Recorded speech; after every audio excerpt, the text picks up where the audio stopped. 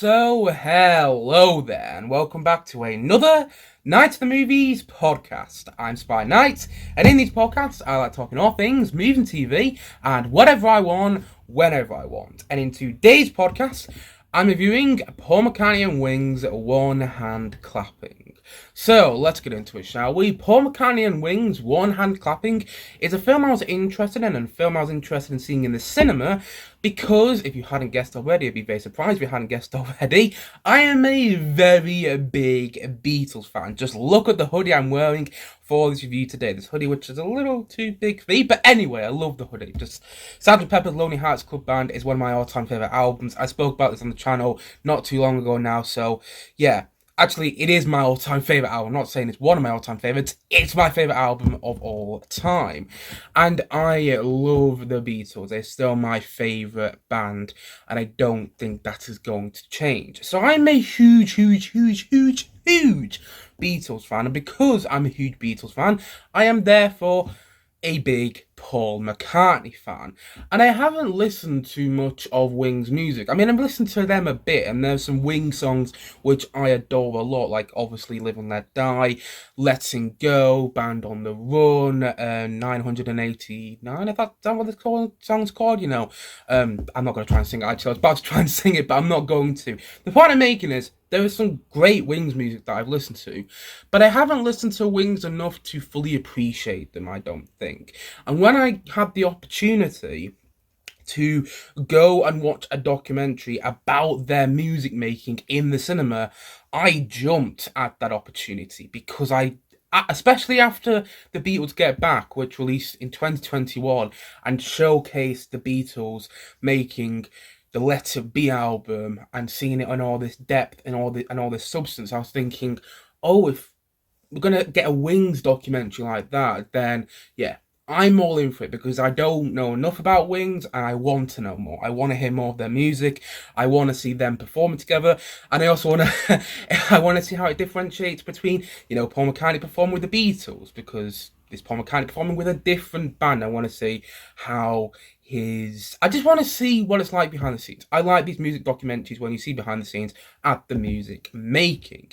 And according to IMDb, I got this from the trivia section on IMDb, so this may not be correct, but according to the trivia section on IMDb, this film, One Hand Clapping, was originally shot in 1974, but it's being re-released in cinemas. It probably won't be in cinemas anymore, actually, but it's being re-released in cinemas in 2024 to mark its 50th anniversary, and it includes a special introduction by Paul McCartney himself. That's what the film did include in the cinema, plus the backyard as a 10-minute extra, which was this recording that happened during a break when they were filming the documentary at Abbey Road Studios, and McCartney recorded a few of his early favourite songs in the backyard outside Abbey Road Studios when this documentary was being filmed.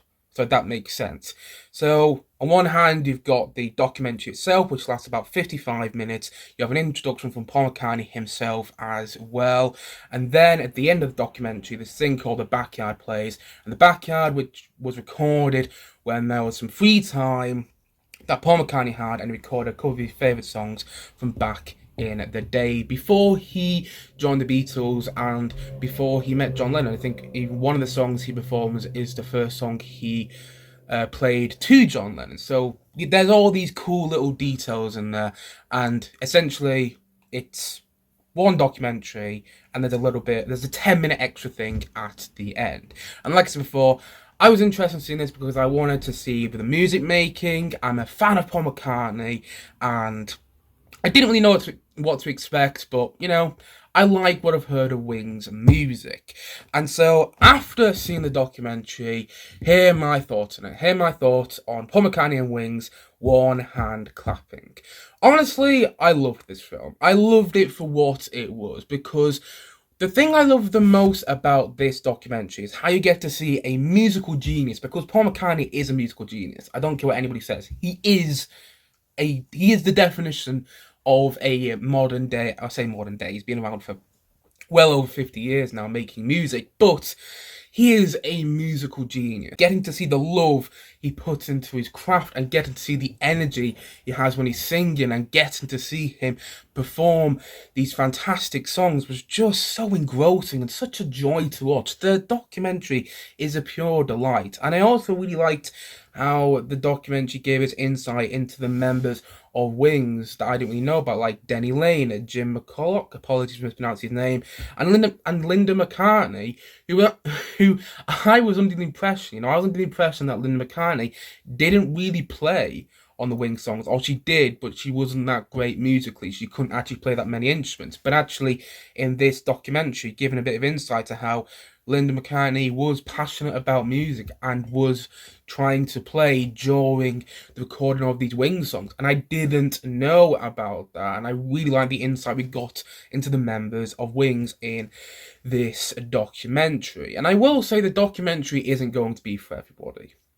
It's shot with this grainy footage. It doesn't look like the Beatles Get Back does. The Beatles Get Back, that has this 4K restoration where it almost looks like it could have been shot last week, but it was shot in the 60s at the same time, if you follow me.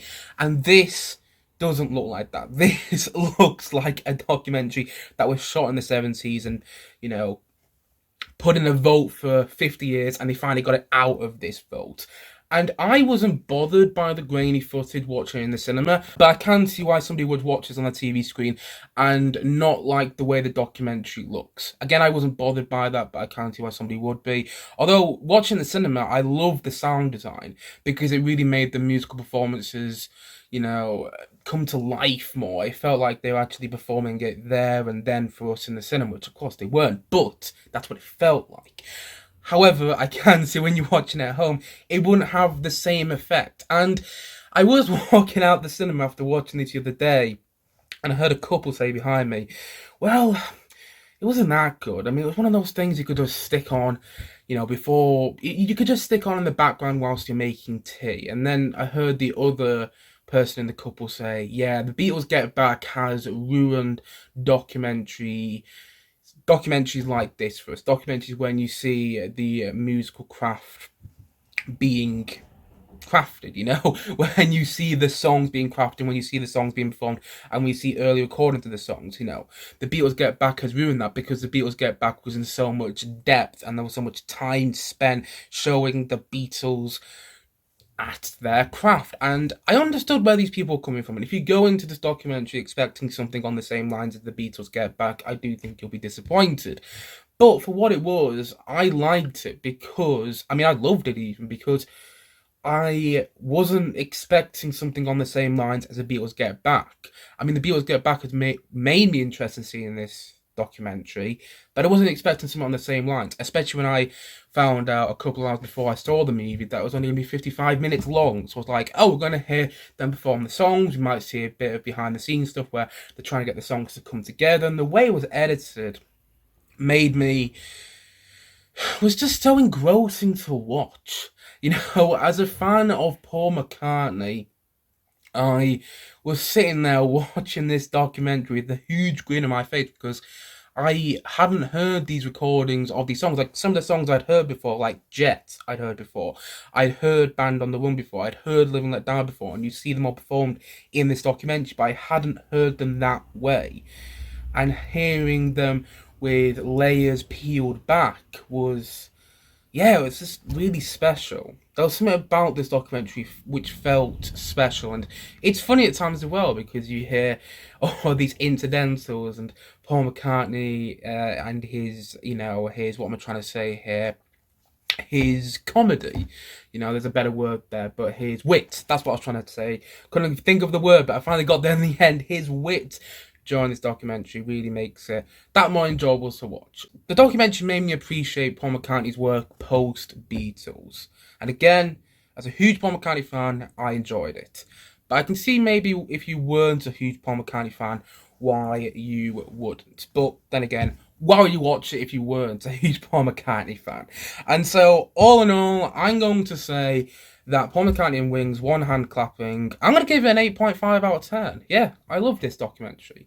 And I reckon it'll probably be on Disney Plus within the next couple of months, probably by the end of this year, maybe early 2025. And when it gets on there, check it out. It's nothing too long, and I think if you're a fan of Paul McCartney and Wings, you will get something out of this and perhaps appreciate their music more. I mean, I did. Again, it's shot with grainy footage, which might put off some people, and it doesn't go into the same depth that you perhaps want it to, but I was able to get past all that because I just thought it was such a pure delight watching a musical genius at work. That is ultimately why the documentary worked to me, because I'm a big Paul McCartney fan. And so, all in all, as I've already said, and as I'm going to say once more in this podcast today, Paul McCartney and Wings, one hand clapping. It's an 8.5 out of 10 from me.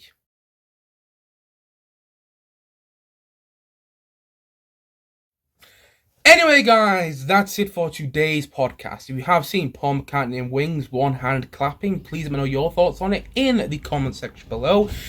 And as always, thank you for watching or listening to this podcast. And if you haven't yet, please do click down below and like and subscribe on this podcast. And look forward to many more podcasts coming very soon on this channel. As I've already said, thank you so much for watching or listening to this podcast.